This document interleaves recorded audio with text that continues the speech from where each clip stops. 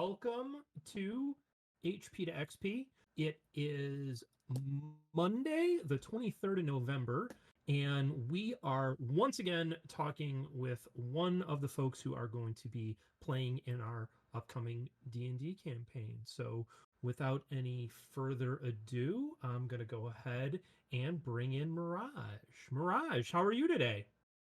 Hi, I'm doing great. How are you? I am outstanding. So you are going to be one of the players in our upcoming campaign. Would you like to share with folks anything about your character to get started? Absolutely, I would. My boy is a good boy, like certified good boy. He is sweet. He's an orc. He is a warlock by technicality and will probably be going into wizard. But magic's it's fun. Uh, he's just a sweet boy who wants to make friends. That's all. Outstanding. So what um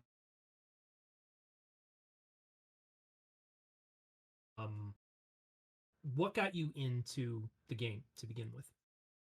Well, I also have been role playing since I was a child and probably too young to be on forums that I probably shouldn't have been on. Um, Role playing via text. I've been writing for years. It's been very fun. So I've always been into role playing. And when I was in my, it was either freshman or sophomore year of high school, the man my mother was dating was like, "Hey, I'm gonna run a game of not D&D and not Pathfinder. It's gonna be a weird mash of the two. Do you want to play?" And I was like, "Yeah, all right."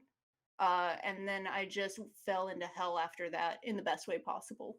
Um, Fell in love with it. I played a human necromancer named Loki because I was one of those edgy, teenagers. Shocking nobody, but she was delightful. Really, really love just. I immediately fell in love with it, and tabletop in general. D&D is probably still my favorite just because I'm most familiar with the system and the classes are fun, and I love high fantasy. What edition did you start with? Um, Technically, it was a homebrew mix of 3.5 and Pathfinder, I believe Okay. he said. So I guess technically 3.5 or Pathfinder or both. Okay. But it was too much math for me. So when 5th edition came out and I was like, oh, this is easier, I was like, there we go. So because I am very stupid. So if something is a lot easier for me, I tend to like it better. Um, I why don't am think I any. still playing D&D? I don't know. There's still a lot of math involved, but I don't know. I It's don't fun. think any of us think you're stupid, but I That absolutely will understand. change. I absolutely understand not being a huge fan of the math. I came up under predominantly second edition, and you just about had to understand orbital mechanics to get the math played. But it is what it is. So, in addition to playing, you DM quite a bit, right? Mm-hmm. Which do you prefer? Oh, that's so tough. I What like. do you like about playing? Let's go with there. What do you like about being a player? I love the character interaction. I love being able to build bonds with the other people I'm playing with. For our characters to be able to build those bonds, seeing them grow with each other. That is one of my favorite things. Seeing the dramatic shit happens when one of the characters dies. Fun stuff like that. Um, I just the found family trope. Listen, I'm queer. I'm a sucker for the found family trope. So like that shit is my bread and butter. So that's mainly what I love about playing. Um, as opposed to DMing, I don't know. I'm a storyteller. I've always drawn. I'm a comic creator. I used to write until I forgot how. But I love telling stories. So DMing is just a really great combination of a lot of ways I can have a creative outlet. It's also just a really fun way to have friends get together and watch the characters again grow together. And I don't know, it's nice. It's like watching a new favorite show that you kind of have a hand in, but you also just kind of let the reins go, and it goes in a million different directions that you have no idea where they're going, but you kind of like nudge them along a course or like put a little breadcrumb trail and see if they take it. I don't know. I enjoy watching what happens, the bonds that come out of it. There's a lot of reward from it for me. Are you, with the games that you DM, are you more of a homebrew DM? Do you pull modules? I'm What's your pretty milieu? much entirely homebrew. I lean on the system of 5e, and I say we will have the backdrop of the Pantheon if you want to use it, but also feel free to make up whatever shit you want. Just tell me. Also, I will make up some shit. But it's basically just a collaborative world. The collaborative storytelling, that's another part that I really love about DMing in particular, is because I like to create the world with my players. So if they have things that they want to add to the world, it's just really fun to make it together. What was the point I was going? Homebrew, right. Yes, I much prefer homebrew. Both of the games that I'm running now are 2 original settings. They are both older ones that I've had. One was my very first game that I ran 7 or so years ago. Kind of rehashed, made a little bit better, with brand new characters in it. These guys are handling it a lot better, and they get along a lot better. It is so much fun. That's good. Yeah. The other game, I'm sorry, go on. No, go on. The other game is a relatively newer setting that I made. I think I made it like 2 years ago, and it's still got some holes that I'm filling, but that's part of my style of DMing, at least, is making shit up as you go. But that group, love you guys. It's really fun. And the characters are a blast, but the characters do not get along at all, which is a great contrast to my other game where they're basically already family. And they've been running the exact same amount of time. So it's just really funny. Like, one day the characters are arguing, and the next day they're just having a party together. It's just like, interesting. Are both of these games ones that you had going on kind of before pandemic lockdown set in, or are either of them newer games, both of them newer games? Both of them I thought out when the depression was setting in of I'm too sick to work and there is stuff going on, so I have been at home for a month and I'm going to continue to be at home, and all of my games have been canceled. I need something to do. So I went to the forums and I found some friends. Cool. So they started at pretty much the exact same time. Same with another game that I joined. So they've been going around the same time. I think our 6-month mark was actually this month. So nice. Pretty cool.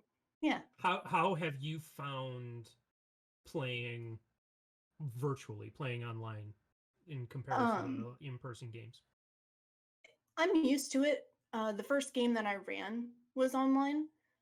So I've been using like Roll20 for years. So it's fine. I enjoy it. I like video. We didn't have that my first campaign. But it's nothing beats, of course, snack night, ordering pizza together, or making nachos together, having snacks splayed out across your map. It's hard to beat that. Makes me real sad that literally just before this, I bought a bunch of minis and maps for my game that died, which it's fine, it happens. But the store that I work at just had its big sale. And I was like, oh, this is perfect. I'll use this to get a bunch of minis and stuff. And now I've got this bag full of D&D stuff sitting in my closet. Who knows when I'll be able to use it. It will get to come out again. Don't worry. We'll see. Maybe not in the next week, but it will get to come out again. So you work at a comic book store, right? Yeah. It's a comic game store. Okay. Anyone in the Washington area, Abby's Olympic Cards and Comics, great store. It's literally just split in half. One side is all comics, the other side is all tabletop gaming. Right in the middle is a bunch of fun merch. We've been taking a lot of really good safety measures during this whole thing, but unfortunately, my health is just not good enough because all times I've gone back to work to try, despite everything, I immediately got sick for about a month each time. So this past time I was just like, you know what? I think maybe this isn't a good idea. So I'm just chilling until, things work out. Sure. But eventually I'll go back. Yeah. Great store though. Really great. How long have you been working there? Great question. I have no sense of time anymore. Okay. I want to say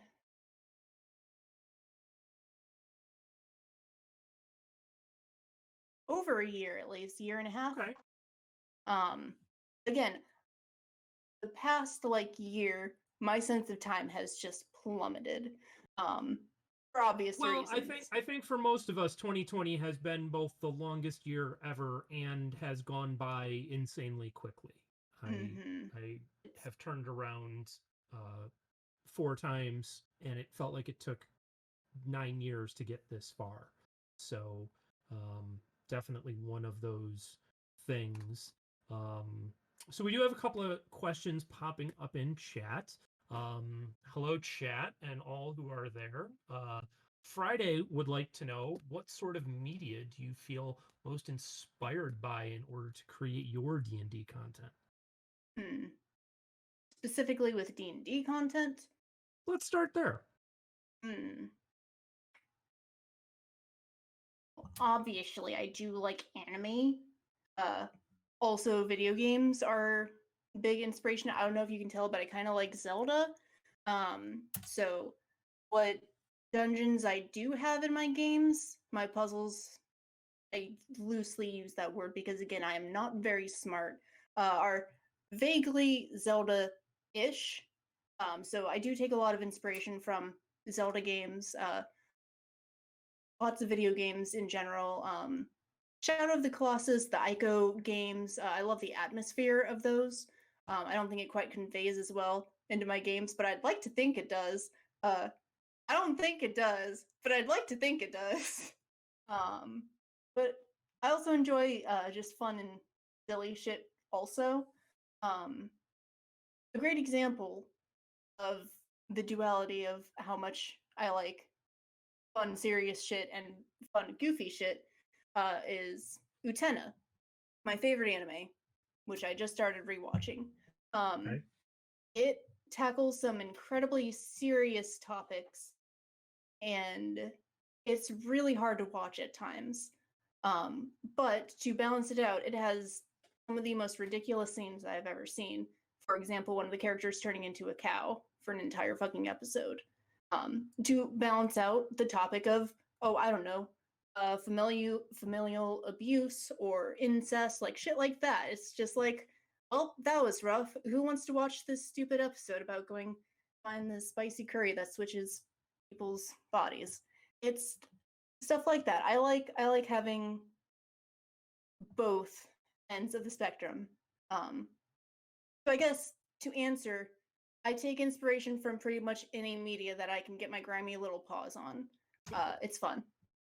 What kind of tone I think you've given a little bit of this, but is there a particular tone that you try and set in the games that you play? Are you trying to evoke that sort of um that sort of duality, or are you trying to set it up as sort of two extremes, or are you trying to find more of a blend where both this absurdity and kind of stark discomfort are happening at the same time?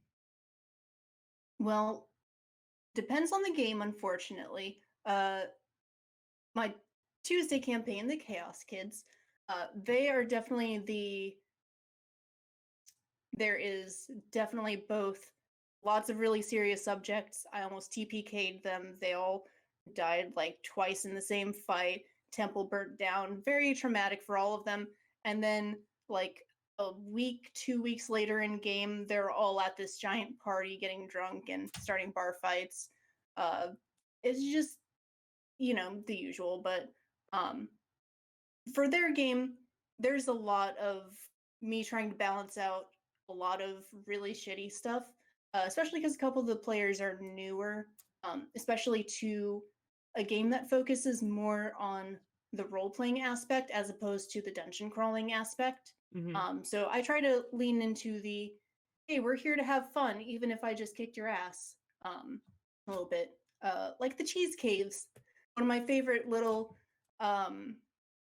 adventures that I've been sneaking into the major cities is advertisements for, oh, we need help. We're these owners of this chain of cheese caves, and some monster has gotten into them or something. And despite my best attempts, I can never hold a straight face while having them, because it's, usually Remy du fromage or something like that with linguine. So I do my best, but on the other side of that, my Monday campaign, there's not a lot of room to try and have that levity yet. Hopefully, once we get over this next bump in the road, then we'll be able to chill out and have some more levity.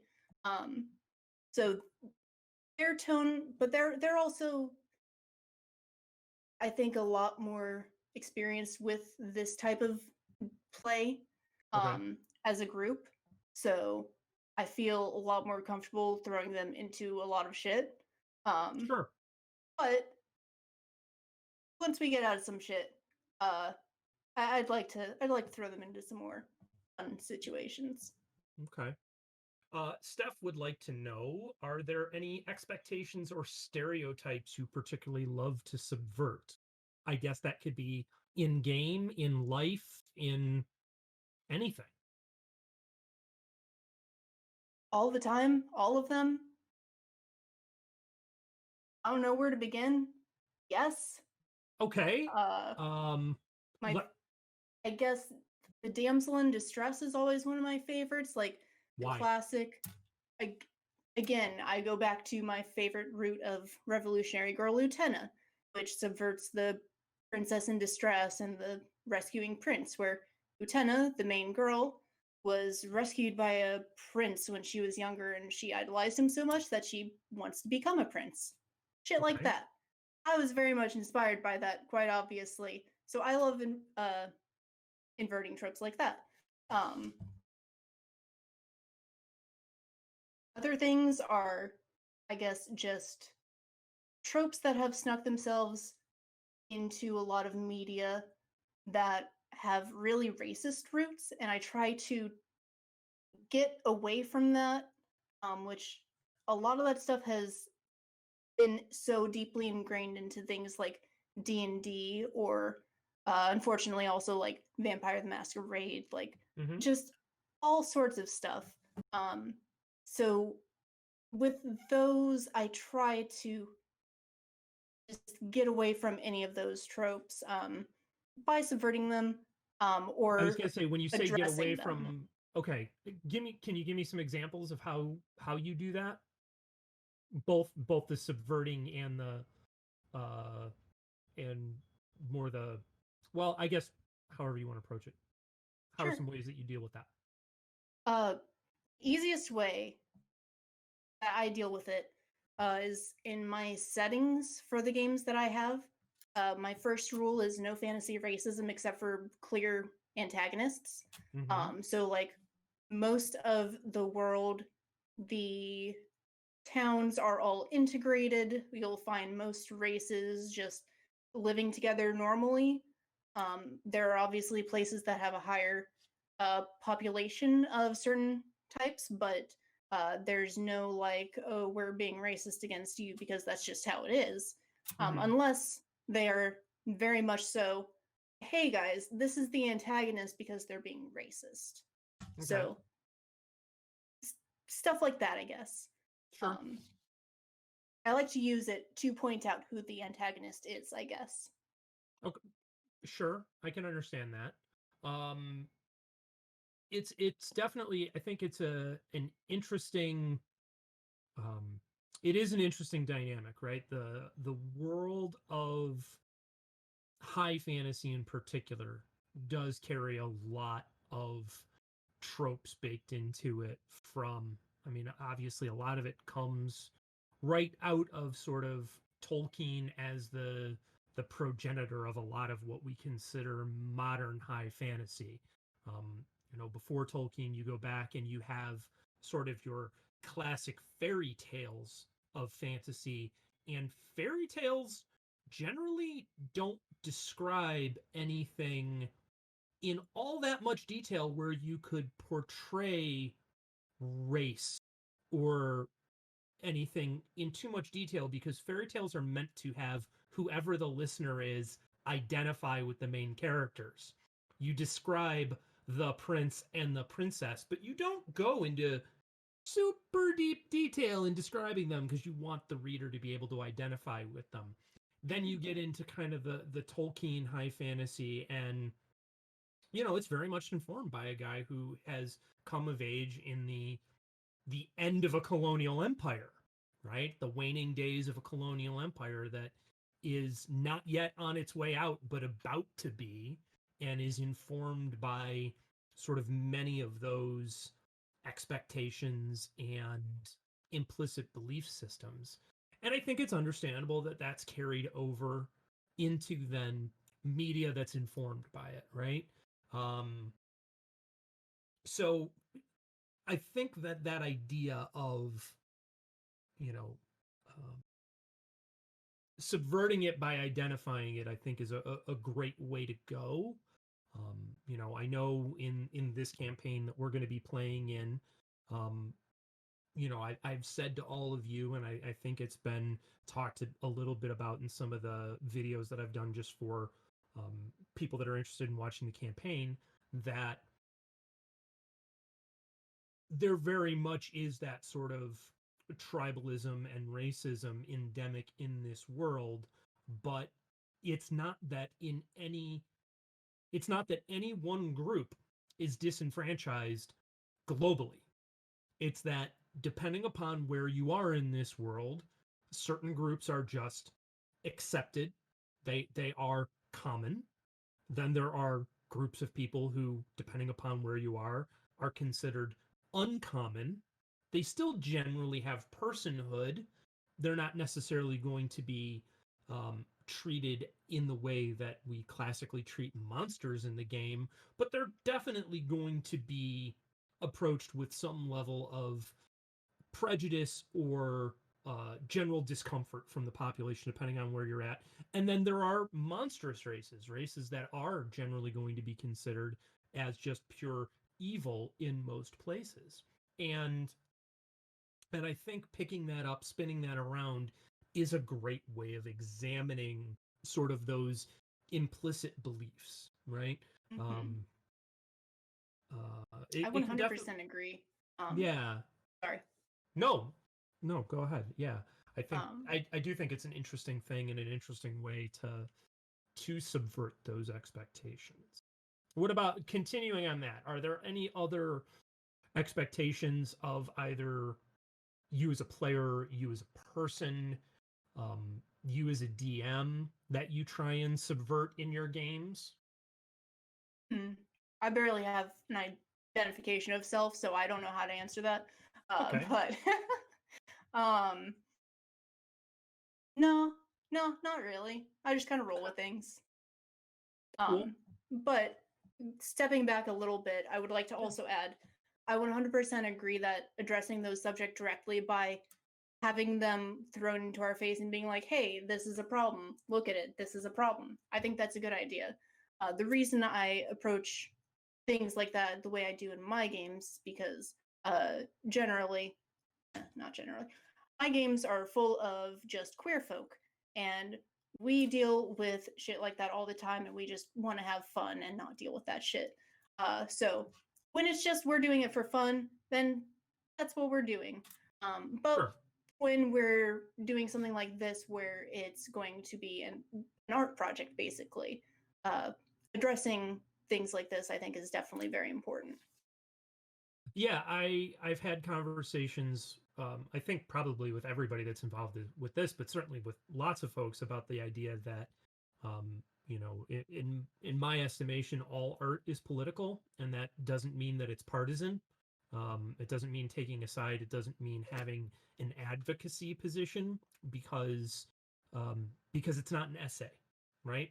Good art is not necessarily a philosophical treatise or a examination of a particular political theory. It's something that's meant to evoke emotion and get people to think about what they're feeling. The time for formulating a decision about those feelings comes hopefully after you've consumed the media and it has gotten you to look at the world maybe in a way you never did before. You know, there's a time and a place for both, um, just raw entertainment, right? Just stuff that would otherwise be wholly inappropriate for a wider audience, right? And because you're in a safe space of a group of friends and you have very intimate understandings of one another's boundaries. And then there's putting out something publicly where you want to make sure that people um, understand who you are as a creator. Um, so, with that in mind, Trackhawk would like to know what goal or goals do you have for this campaign, both as a player and for your character? Anything that you would care to share, I will remind you. Of course.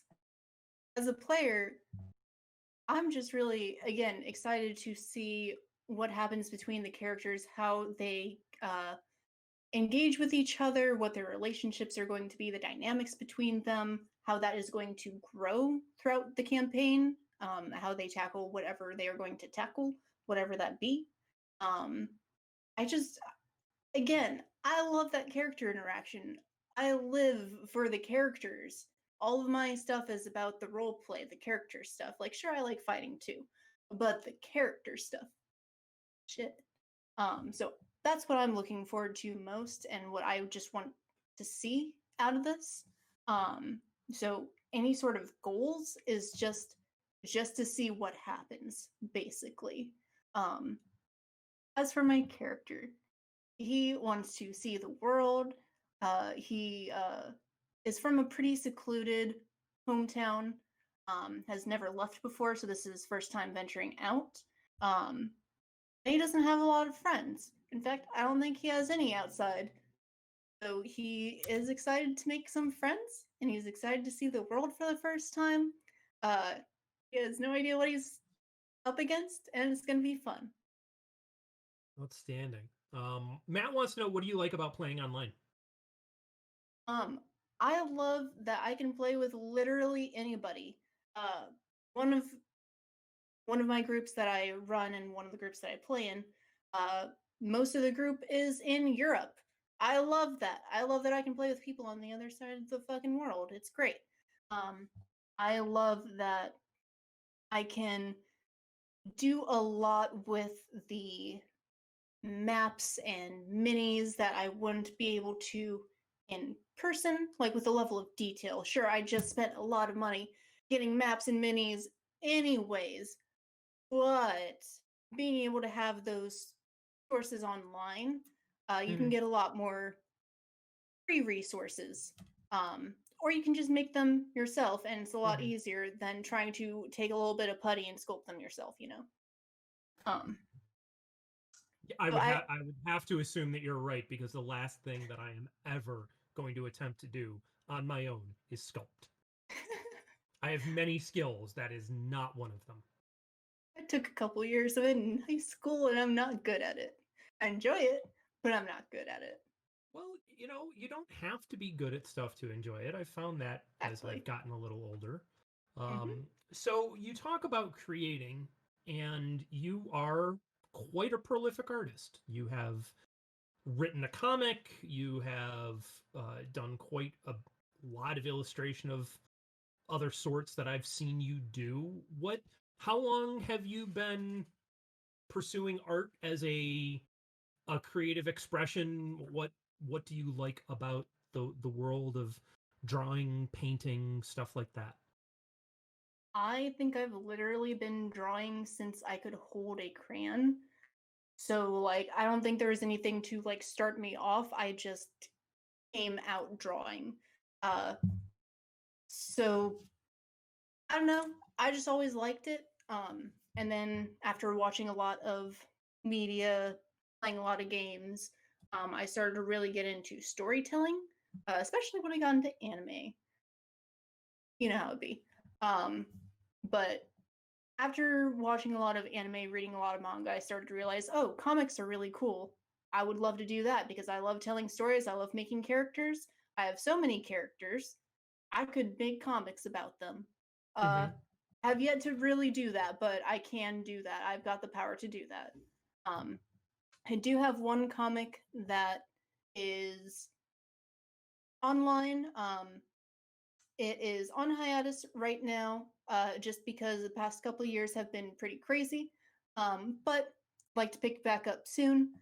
It is it's for kids, but just like anything, it's technically for anyone. Like I love Sure. Steven Universe, I love She-Ra. It's in that same vein of things. Okay. It is a high fantasy, magical girl, tokusatsu sort of thing. Uh, queer, of course.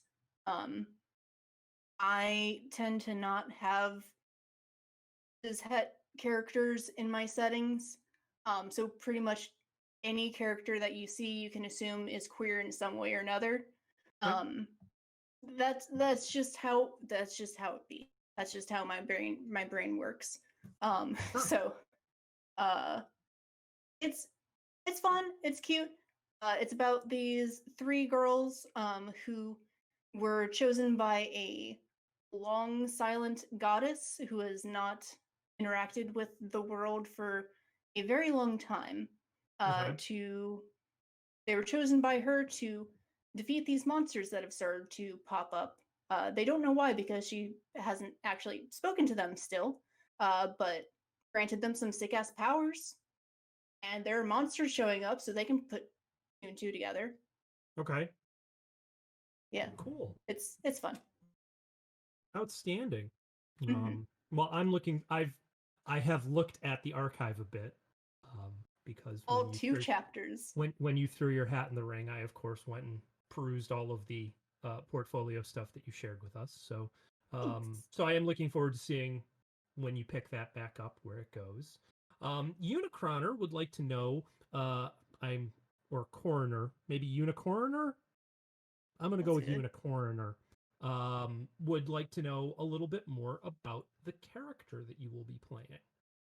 What more do you feel like you can share without Well, getting too far behind the veil? he, like I said, is an orc, not a half orc, an orc.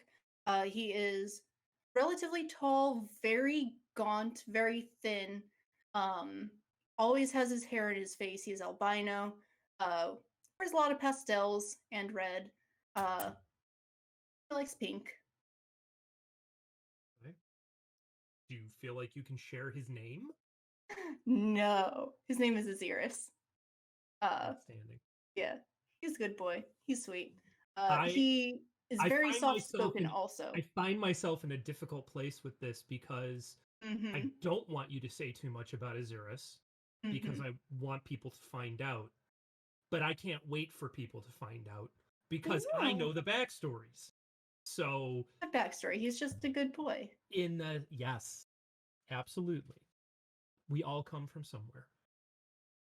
He just comes from a small town, and as we all know, small towns are perfectly fine. We all come from somewhere, yes. So continuing, fortunately, we've got a very nice, lively chat today. Friday would like to know what's a point of view that you found surprising about playing with Europeans and or any other non-Americans in their approach to D&D? Is there anything that has been surprising or a different attitude than what you're used to from seeing from folks this side of the pond? I think what was most surprising is how everything is exactly the same. Okay.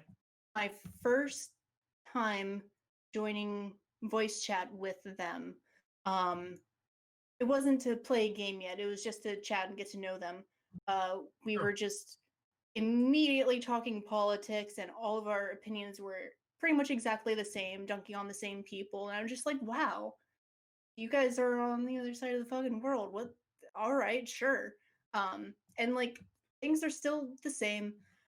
So that frankly surprised me because I don't know what I was expecting, but I wasn't expecting like pretty much our opinions on everything to be exactly the same. Mhm. Otherwise, I don't know. Dealing with time zones has been interesting, but that just goes without saying. Uh, you love somebody when you get up at 8 in the morning for them. That's early for me. That's early for me. Don't say anything. That's early for me. I guess. I That's mean, I don't early know for that me. I could stay in bed till 8 in the morning, but God, I we wish that were me. we all have our thing, you know. As I shared in our group chat today, I was up at 4:30 this morning, How so can you do that? it's when my brain said it's time to get up, That's fair. I and guess like I do what it circadian says. rhythms. It's just like I'm used to staying up late and sleeping in until like 10, and some I people have just get up at never 4 in the morning. I have never been a I've never been a sleep in person. I've never been able to do it. I can stay up crazy late. I mean, I've stayed up multiple days at a crack without it being too much of an issue, but pretty much the only way I'm sleeping after 10 a.m. is if I go to bed at 9 a.m. Just something in my DNA. I don't know what it is, but I don't understand. I at times have found the idea of sleeping in really appealing. It seems really interesting. The It's real flip side nice. the flip side of it though is, and as much as I enjoy sleep, like I mean I will happily crawl into bed at 9 o'clock at night. That doesn't bother me at all. But I could live with the sun. I am definitely a person who could live with sunrise to sunset and be fine. But yeah, even when I was a night owl, even when I was DJing in goth and industrial clubs and closing shit down at 5 in the morning, going out for breakfast, I'd go home and sleep for 90 minutes to 2 hours and get up and be on with my day. Um, I mean, I'm not saying there's anything right in here. It's well approached, but Fairy would like to know: do you have any aspirations about creating a comic of the campaign? This is Fairy's question, not my question. I promise. If you look in chat, it's not me. Uh, I guess now that you mention it, sure, why not? Um, it'd be fun. Um, like I said, I love making the comics. There's a lot of shit that I don't post. I've drawn a lot. I just haven't made much that's actually running Why don't often. you post? Why don't you post stuff? What keeps you I from doing don't I don't finish stuff. it? Okay. Um, in what way? What do you mean you don't finish stuff? Meaning that a piece of In art is partway done, or that the idea of a story doesn't get finished, or what does that mean for you? usually the art itself, I'll usually get on a project, be full of steam, just be like, yes, I got this. This is going to be great. I'll work on it a lot. I'll get a chunk of the way in, and then I, for some reason, will not be able to work on it at all ever again. Which, again, probably just the ADHD, depression shit. You know how it be. But what was nice was with Ariga, the webcomic that was out regularly, is I did have a schedule. I did have a way to keep me on track. Is back in the good old days when you could go out into public, I used to go to Starbucks every like 2 or 3 days a week. And I would just put my headphones in, put my computer down, and I would just focus. And for some reason, that environment is really good for me to focus in. And I've not been able to find another environment that gets me to focus as much as being in a very busy cafe with a lot of background noise. So focusing is a big issue for me, but if I have a good enough drive to do it, I would love to do that. That sounds fun. Yeah, the last novel I wrote was completely written either sitting in a coffee shop or sitting on trains, and it was very much that same thing, like the being in an incredibly busy place while working actually made it easier to stay focused on the work. There wasn't the distraction of anything like, oh, well, I can go do a load of laundry, or oh, I ought to be doing this other thing. It was that hustle and bustle, I think, was informative, right? It's easy to pick out ideas as you see people move through spaces and see how people interact with one another. But at the same time, it's all sort of the ships passing in the night sort of thing, where they don't steal too much attention. So I can totally understand that. Jumping back to your anime roots, Trackhawk would like to know your top 3 anime and top 3 manga, and then I want you to explain them to me because he will know what they are and I won't. All right, so obviously Revolutionary Girl Utena is up there. Sure, you've mentioned that a couple of times now. Maybe like once or twice, because it's phenomenal. So, hold on, let me look at my figures real quick. Narrowing it down is hard. I understand. I have a lot of Vocaloid, but Vocaloid is not an anime, so that doesn't count.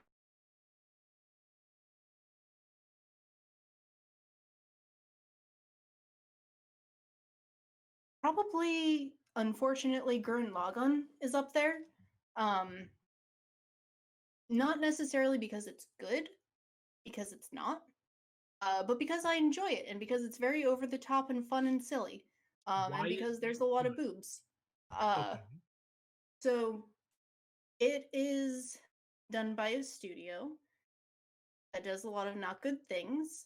They also do a lot of good things. They did Neon Genesis Evangelion, which has its ups and downs. Iconic anime for a lot of really good reasons. Also has a lot of shit in it. But Tengen Toppa Gurren Lagann is fantastic story. Like, one of the few like post-apocalyptic settings that I can really get into. One of the few sci-fi robot anime that I actually care about. I'm not a sci-fi person. I love this anime. It's about these humans who were forced to live underground by these beastmen who live above ground, and the beastmen have these giant robots to keep any humans who get above ground below ground, or just kill them outright. And we follow the protagonists who break out and steal a robot and go from there. And it just goes to ridiculous heights. And I mean that incredibly literally. There's a point in the end of the anime where they're literally throwing galaxies at each other. Extremely anime. Stupidly ridiculous, but like there's a lot of good stuff about it that I love. Music is fantastic. That studio always has fantastic music. But I don't know. It's nostalgic, it's fun, it's not good, but I love it. Okay. It has a lot of problematic stuff in it, but it's anime, so it's going to have that regardless.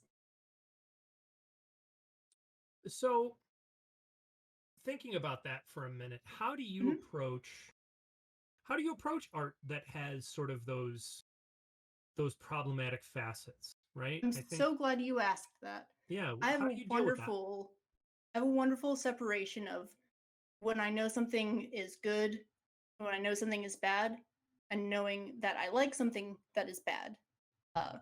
And I know when to acknowledge what about that thing is bad. And most of the time, I can still enjoy things so long as I acknowledge what is bad about it. And if it's particularly bad and intentionally bad in that way, then usually I avoid supporting them financially, Mm-hmm. um, and find completely illegal ways of watching it without financially supporting them. Um, but for example, Gem and the Holograms, one of my favorite shows in the world. Horrible, horrible show. Just the worst. Animation is terrible. It's so racist. Oh, it's so racist. Oh, I was streaming it for some friends and we just watched like 3 episodes in a row that were just so racist. And the whole time we were just like, oh no, why would you do that? No. But like, we know when to separate. Like, it was the 80s. They were making bad decisions anyways. Like, we can move on from that. We know that they are doing shitty things and that they have grown from that, as evidenced by the Gem and the Holograms comic that they made recently, which is very good. Mm-hmm. So I have a great separation of this thing is bad. I love it. I know what's bad about it. You can ask my poor partner. I have forced them to watch so many bad things. But usually, if there's something that is bad to the point where I do not enjoy it, where it is like, this is so bad that it is making me uncomfortable, that they have very obviously, like, they're intentionally being racist, being sexist, like, when it's intentionally done and it's very, very bad, then it's hard to like it. And you can Mm-hmm. just step back and be like, I don't gotta deal with that shit. I acknowledge that it's Sure. not good. To me, I think, and tell me if this echoes what you're saying, I sort of feel that there's a line between um, we are unintentionally trotting on ground that we might otherwise, if if we had good representation, if we had good people involved in this process otherwise, and we're paying attention, we might not tread on this ground because we're not actively trying to. There's Mm-hmm. that sort of um, guilt by omission, right? Mm-hmm. And that is different than, oh no, we're absolutely setting out to make Birth of a Nation, right? Like Mm-hmm. the silent film from the early dawn of American cinema was based on a book called The Klansman. It is one of the most racist pieces of work you're ever going to see. Um, that's obvious, right? Like, you know that that's playing up this thing because of a set of beliefs. Mm-hmm. That's a different sort of art. That is art that's taking an advocacy position, right? And I Mm-hmm. think it's easier to discount that. I know for me, I shouldn't say I always, in the last 20 years of my life, um, I have approached media with a much different lens than I did in the first 20 some odd years of my life. And for me, it started with doing more reading about writing, more reading about filmmaking, getting more into the analysis of it, and sort of taking that deeper dive into understanding the structures so that I could employ them as a creator. And I found for me that, like you, I absolutely draw lines about who I will and will not support financially, right? Voting with your wallet is one of the easiest ways to define whether or not you are going to support something. But just as a consumer of media, I do think that it is important to take note of those problematic things, right? You know, to recognize when something is a product of its time as well, and that it being a product of its time is not an apology for it. It is not condoning it. It is approaching it empathetically. Mm-hmm. You know, I sometimes have a hard time with where the best line to fall on that is sometimes, because I'm a middle class, educated, white cis dude. The system was made for me. So I'm aware of that. And I'm very aware of the fact that in my past I haven't been aware of that. And that there were there was media that I have otherwise dismissed as, oh, come on, it's no big deal. Where now, 20 years on in my life and having learned a lot Mm-hmm. more and grown as a human being, I go, no, that's not okay. Um, so I know I struggle now with that. Well, where is that line? And I think I'm getting to a point now where I'm comfortable with not knowing where the line is. Like, I'm just comfortable with knowing that at some point in time, somebody is going to bring up something that I have not otherwise seen in a piece of, Mm-hmm. in a painting, in a piece of music, in a film, in a novel, and go, oh yeah, I never saw it from that perspective before. Mm-hmm. And that doesn't have to, it doesn't have to suddenly be a throw the baby out with the bathwater thing. You know, we don't suddenly flush Wagner down the toilet because he was a raging, horrible anti Semite. He was a raging, horrible anti Semite. We acknowledge that. We make sure that people who are consuming his media understand where he was coming from. But we can still say that it's beautiful music, you know, and it's much easier when you deal with people that are long dead, and then, Mm-hmm. you know, you can consume it all you want. You're not putting money in their pocket. Mm-hmm. Um, but yeah, I think it's, I don't know, I think it's an interesting thing to try and understand um, those things. Yeah, Unicorner, I think that having people watch Birth of a Nation is, um, it's an interesting thing to make people doing film studies do, because it was such a really important film in the context of giving birth to cinema in America. But I would really recommend, if you have never seen the film and are curious about it, DJ Spooky did his take on it, which is, he calls it Rebirth of a Nation. And it is the movie in its entirety, unedited, but with a soundtrack that he has put together to try and get people to examine the film in a more uh, contemporary, more progressive understanding of it. And I definitely think that it's a great way of digging into that, if it's a film in particular that you do want to expose yourself to. That one's on my mind because my son was writing a paper for a class and had me read it, and he's in a, it's a theater studies class that he's finishing up, and he chose to do an analysis of Hamilton, and um, he titled the paper "From the Birth of a Nation to Hamilton."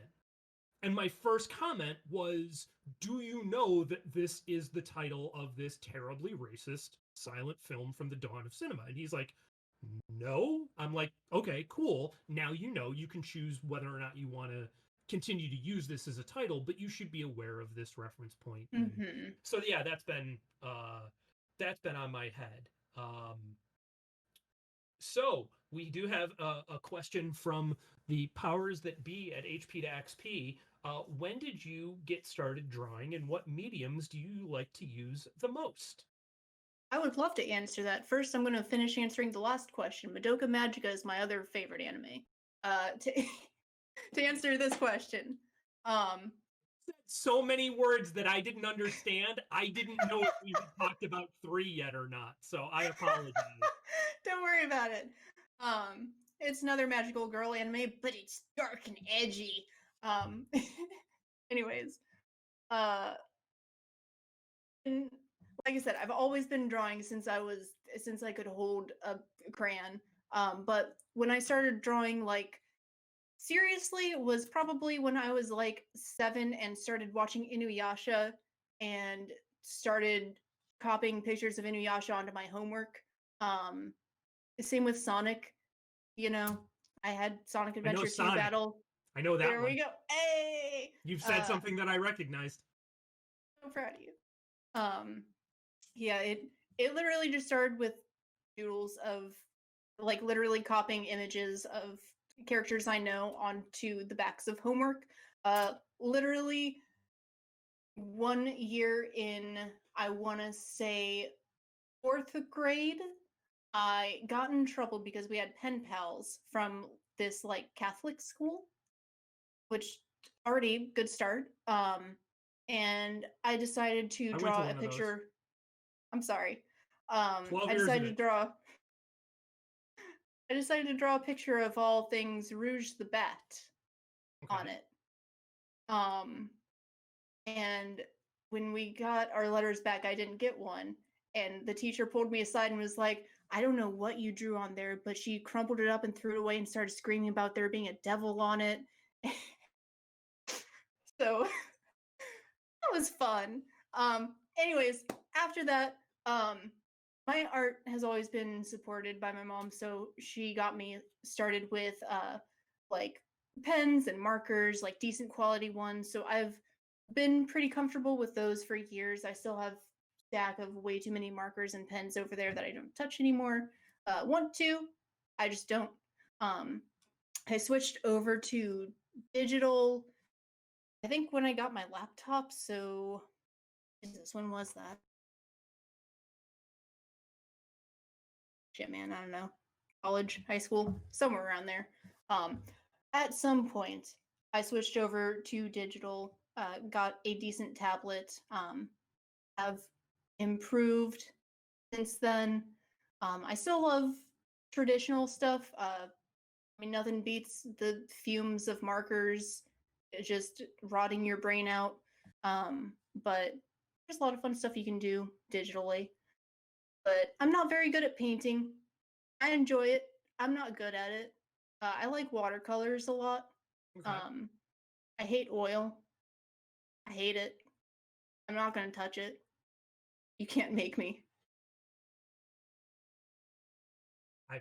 I wasn't planning on it, but challenge accepted. Please don't. I do also doodle a lot in just the shittiest colored pens that you can get at an office store. So I guess that technically counts. So that's what I do most anymore. How did you get comfortable with the switch to digital? Was it just repetition, or was there a switch in your brain that you found to get the fluidity? It was definitely practice, because this was a tablet where there's no screen on it. You had to look at a screen here and draw down here, and figuring that out was so fucking hard. It took me a long time to get used to that.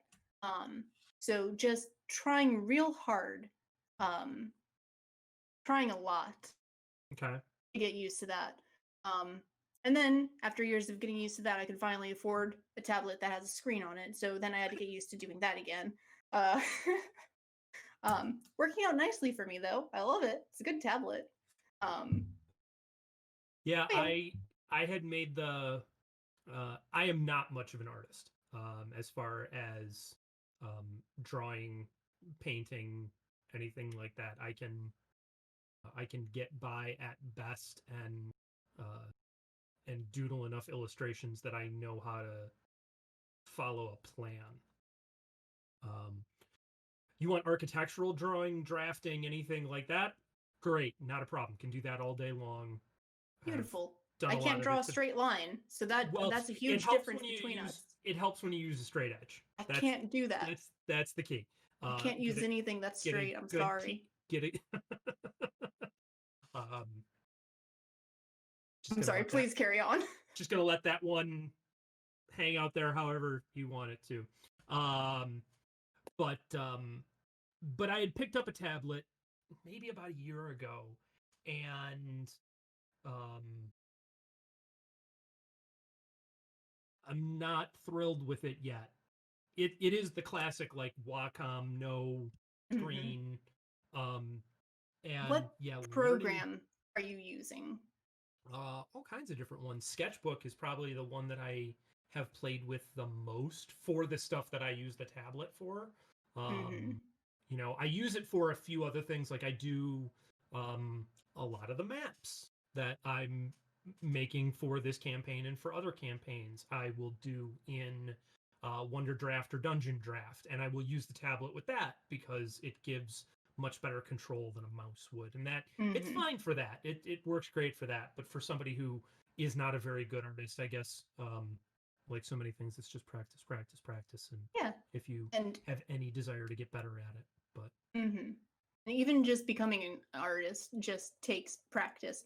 I would not be an artist if I did not spend literally my entire life drawing on my homework. So like, I didn't start off drawing good. No artist starts off drawing good. You just got to practice. Even if you start now, just keep drawing. Draw from real life. That'll be your best help. I think there are some people that have either the hand-eye coordination or sort of the ability to see things that I does think help lends sometimes. itself. Yeah. You know, I think that, and for me, like my medium has always been writing. You know, I've been a writer first and foremost, and I think that it's just because of the way I view the world. Like I read very quickly, I pick up information through text very well. So then to turn around and essentially mimic, because that's what you're doing as a writer, you start by just mimicking. You try on words and phrases that other people have used, and eventually you start stringing them together in something that's like original work. So I'm sure it's the same thing, you know, just everybody does it a little bit differently. Trackhawk would like to know, what media do you consume if you are setting out to make a character or a world? Oh man. Do you look for particular media to inform it, or do you just take what comes in? Usually the ideas for characters just happen with no involvement of my own opinion or attempts. They just start banging on my head. So I don't usually go out seeking inspiration. They usually come to me. It's kind of a problem sometimes. I have way too many. Ask literally any of my friends. Too many. But if I am trying to find inspiration, fashion, usually, honestly. I have an entire blog dedicated, unfortunately it's on Tumblr, entire blog dedicated to my inspirations, which are oftentimes photography of like beautiful nature, abandoned buildings, great inspiration for like settings and stuff. I follow a lot of fashion blogs that cover dumb couture shit, which I both love and hate at the same time. And some of it's really good, and I reblog some of the good shit on there. And looking at that really sometimes gives me great inspiration for character designs. Sometimes I will just get ideas. Same with photography of animals, just interesting animals or just, I don't know, stuff like that. I guess photography, the real world, is my answer, I guess. Okay. It's hard to say. I will accept that answer. So one of the things that we've been doing with these interviews is obviously trying to give folks a sense of who everybody is that's going to be in this game and getting a sense of you and what you're bringing to the table as a player, some of the things that inspire you and inform you. But I've also been making space for the players to ask me questions. So what questions do you have about for me, either about the campaign or anything? Without giving anything spoilery away, what area are you most excited for us to visit? Ooh,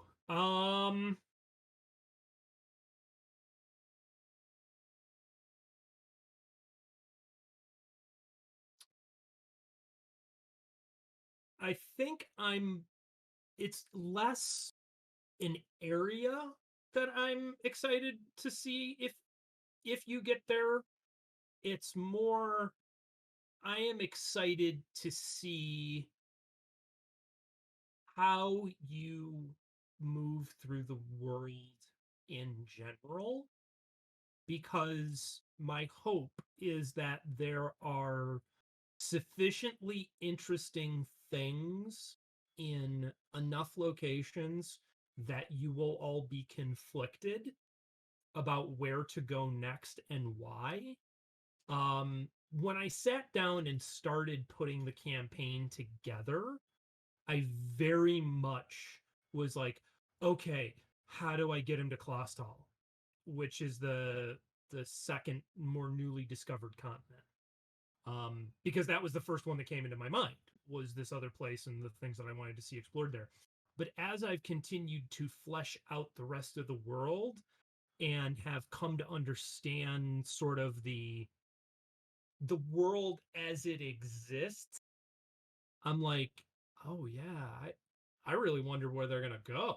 Like it's less, oh, I hope they get here. It's more, how what are they gonna want to do? So that's, I think, for me right now, more where my head's at than um there are a couple of places I'm hoping you don't jump to right away because I haven't thought about them enough yet. God, that's such a mood. But but I'm not gonna tell you what they are. So Well, you don't want to go into excruciating detail right now about these things that you haven't figured out yet? sometimes that's the way you figure them out. Oh, I know. Yeah. What else? Any other Hmm. anything else for me? My life's an open book. Cool. I know people have asked you questions before. I did listen to all of the other interviews. My memory is that of a goldfish. So if I ask you questions you've already been asked, forgive me, just let me know. No, What is the most fun process or part of the process for you as a DM? um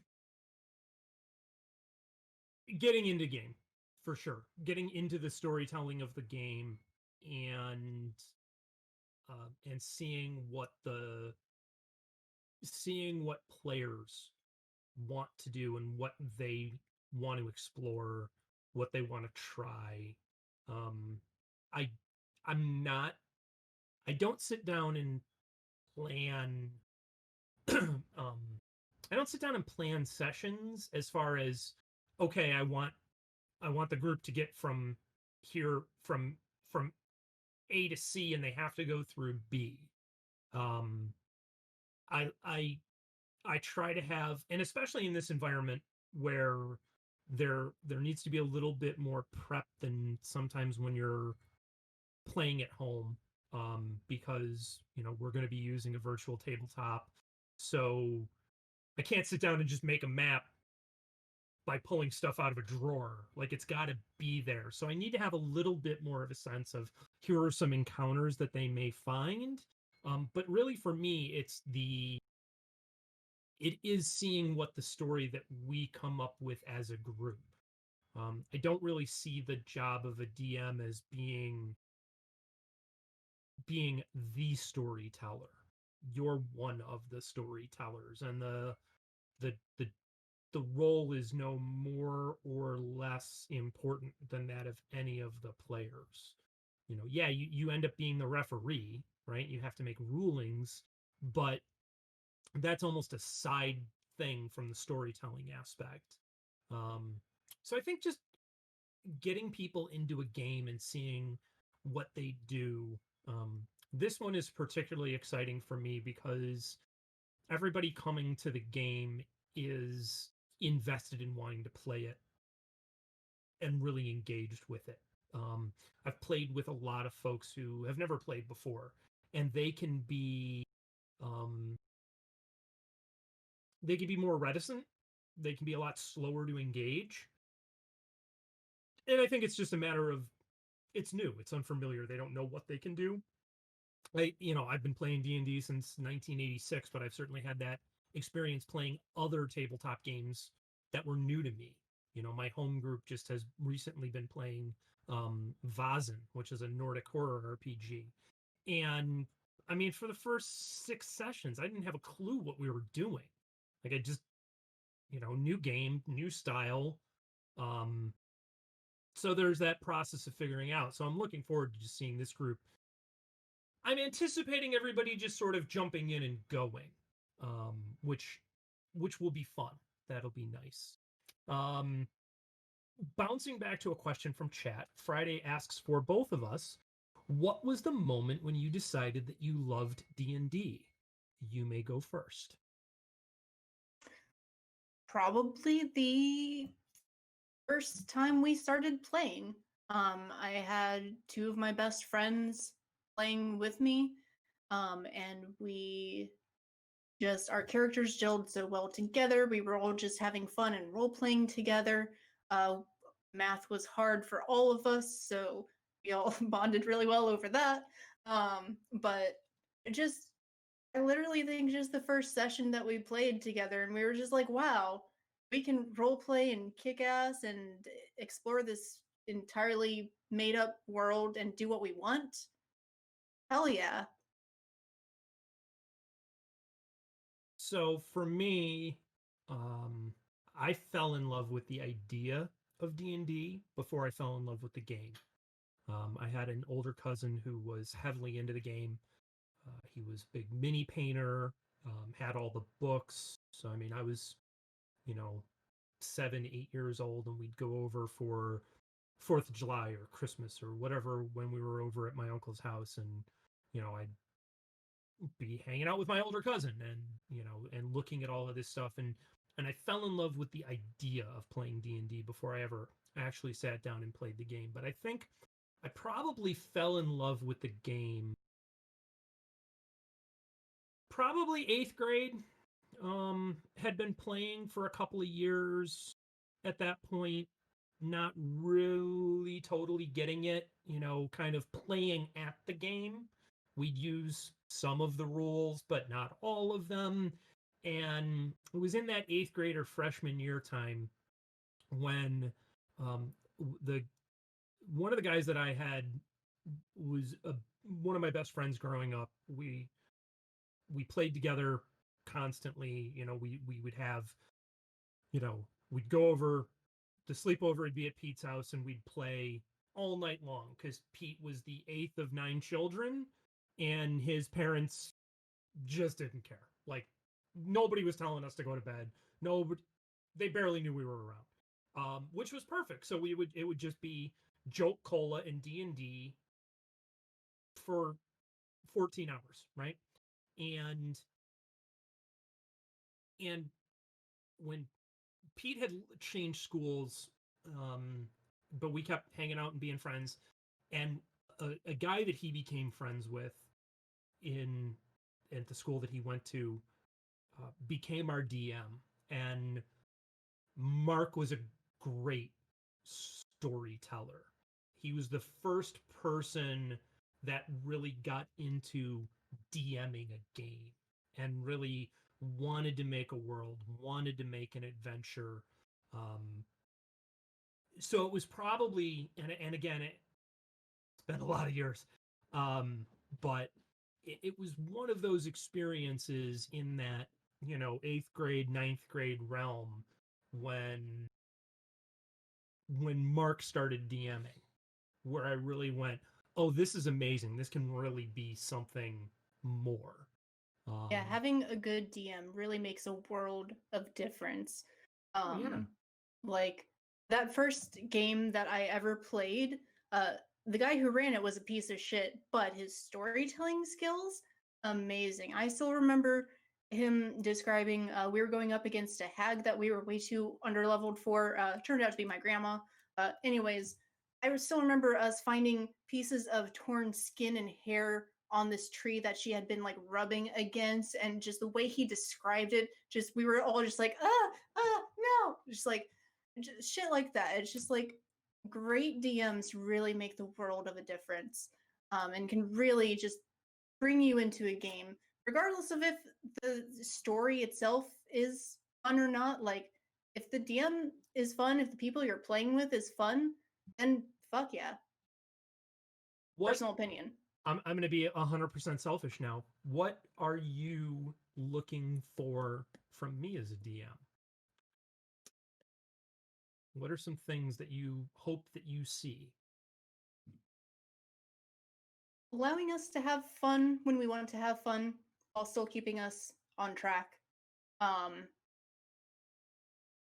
Keeping us immersed, which I think you'll do fine. I think it's fine. I'm not worried. I think it'll be great.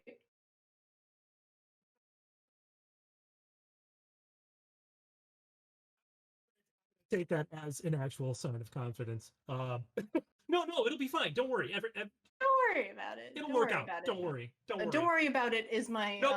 Nobody's the expecting groups, much from you. No. Don't stress. The groups that I run, don't worry about it is their favorite phrase from me. The question that I often ask is, what are they going to do? Take away my birthday? You know, you show up and you do the best you can at any given moment, and that's all you can give, right? You show up and you control for what you can control for. And I know one of the things that I have shared with my wife, with my son, with my game group, my home game group where I'm a player, is that the thing that I am most looking forward to out of this game is that I am pretty confident that I'm the weak link at the table. And that excites me because it means I've got to up my game. It means that I have to push myself beyond sort of I can't be lazy. I think everybody at this table is ready to play a really interesting, engaged, involved game, and I don't get to be lazy with that. I have everybody in front of me to have an awesome game. I can't blame it on somebody else. So if it's not going well, then it's on me. And that's a place that I like. I like being in that environment because I can't control anybody else's game. I can't control anybody else's play. All I can do is control what I bring to the table. So the Horned Apostle asks, what are your thoughts and views on puzzles, brain problems, riddles, and so forth? That is for both of us. And then will this game have any or visual puzzles perhaps for me? So what are your thoughts, Mirage, on puzzles, brain problems, riddles, and so on? As I have said before, I am not very smart. So when they are given to me, I'm usually the person going for 10 minutes straight. So I'm not good at them, but I enjoy them. I enjoy being challenged so long as they are not like extremely hard. Which luckily I've not had to face any DMs that have been like, we're all nerds here. Let me give you a really just impossible test. Like, no, I've never had to deal with that. Thank God. So puzzles are fun. I'm not good at them, but I enjoy them. When I try, keyword try, and make them, again, I take a lot of inspiration from Zelda. Lots of easy shit where it's like, oh, you find an object, you put it on the statue, you light a sconce, you light the matching sconce. Shit like that. Easy shit. Sometimes I try more. I'm not always good at it, but it can be fun.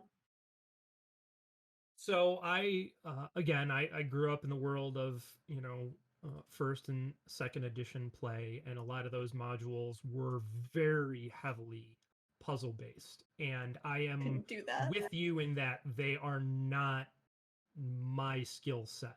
Would die. Well, that's why you carried a 10-foot pole everywhere and poked stuff. That was how 1E and 2E characters lived, was that you just poked everything in front of you to try and set off the traps before you got there. But I do think that brain problems, brain puzzles, sort of those if not quite riddles, because I think good riddles require a level of understanding that can be really hard to gain in a shared game like D&D. It requires a lot of world building for people to have sort of the common understanding to begin putting clues together. I think those sort of riddles work well in written literature. I've always struggled with them in things like a D&D game. But I think that more of the kind of puzzle where it is, okay, this isn't what we think it is. Like that idea of the Hall of Mirrors type thing that you've seen on some Critical Role episodes in the past. Things where there is an experimental aspect to it. Like, okay, I'm not just going to die. It's not Tomb of Horrors where I'm just going to murder characters left and right. But there is a sequence of events here that I can try, I can experiment, I can figure out, and I can do it in a way where there are stakes, but as a player coming in who has no foundation for what the puzzle may be, it's not immediately fatal. That to me can be a fun puzzle to have play out. In the same way that like an escape room can be an interesting thing as an activity you go do, right? That everything that you need is in the space. You have a group of people to collaborate with that you can come together and tease this thing out, and you can do it where there are stakes, but there is room to experiment, and the act of failing is not so utterly crushing as to destroy you.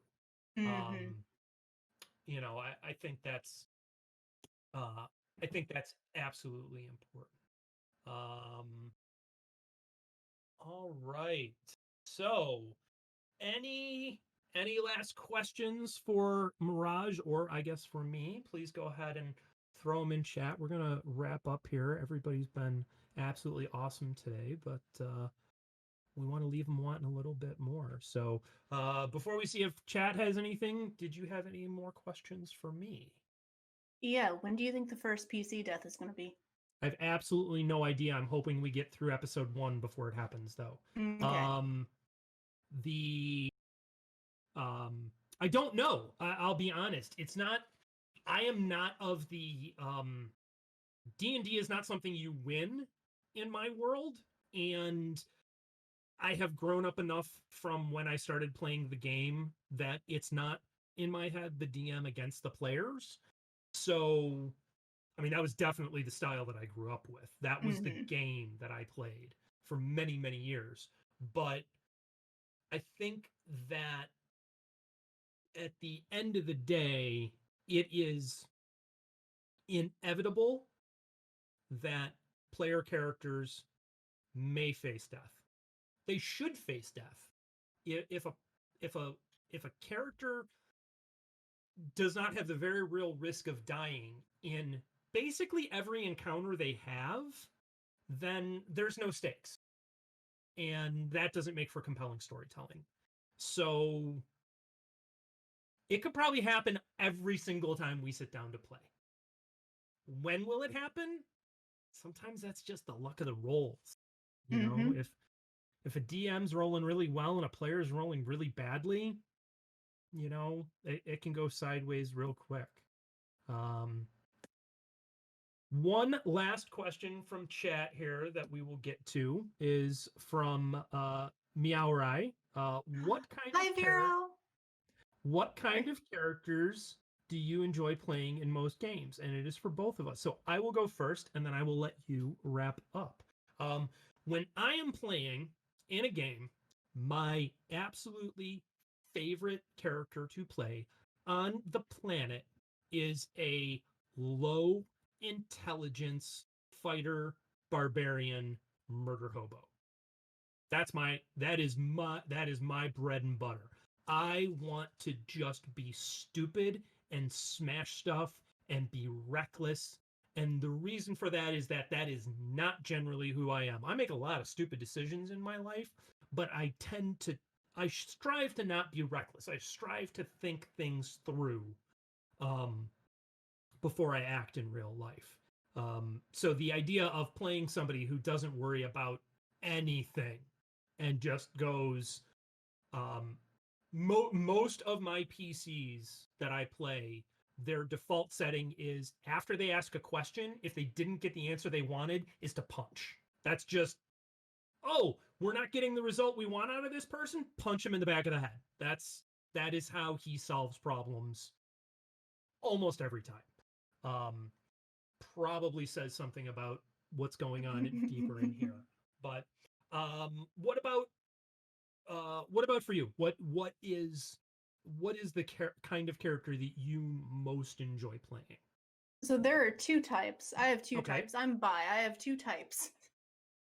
One of them is big, strong women. The other type is sad twinks. Those are my two types. And those are the two types I like to play. So, what do you like about each of them and why? Like you, I also like playing big, dumb, and smashy. I actively am playing two barbarians. I like to play the big, dumb, stupid, but also tender, while also equally violent barbarians. Those are my favorite. One of my barbarians that I play, he worked at a brothel, so he is built specifically to show off, but he is also like actually really strong. The sweetest thing you'll ever meet. Absolute sweetheart. Just don't get him mad. I accidentally caused a TPK with him because he's a dumbass. Love him dearly. He was mad at his brother. So I love playing that type of character. Same thing. I just like to turn my brain off sometimes and go, okay, so either the solution to this is going to be smash or the other type of smash. So love that type. My other type, I don't know. I just like sad boys. They're fun. You're in for a treat. You'll never guess who I'm playing in this. No, they're just, I don't know. I guess this ties into the subverting tropes question from earlier, but I love seeing men being vulnerable emotionally. It just doesn't happen enough, and I think in D&D it's a great place to explore it because they are constantly facing life and death situations where their emotions are just being torn apart, and it's delicious. So I love that sort of stuff. It's fun. I agree. All right. Well, I am going to go ahead and wrap things up here. Mirage, thank you for taking the time to sit down and chat. Again, you and I have had an opportunity to chat some, and I think it's great that the the folks who are going to be joining us on this campaign also get a chance to know you a little bit as a person. We're going to leave off with Friday's last question, and that is, what is something valuable about real life that you have learned through D&D?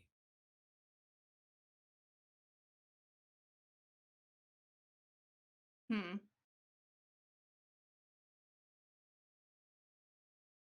That is a fantastic question.